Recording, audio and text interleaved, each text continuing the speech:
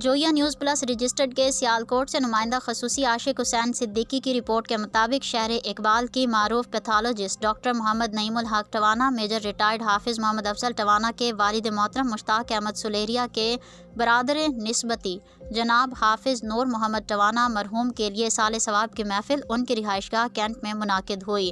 نقابت کے فرائض ڈویژنل صدر انجمن اساتذہ پاکستان عاشق صدیقی نے انجام دیے۔ محفل میں اساتذہ، ڈاکٹرز، پروفیسر سمیت تمام مکتبہ فکر کے افراد نے کثیر تعداد میں شرکت کی۔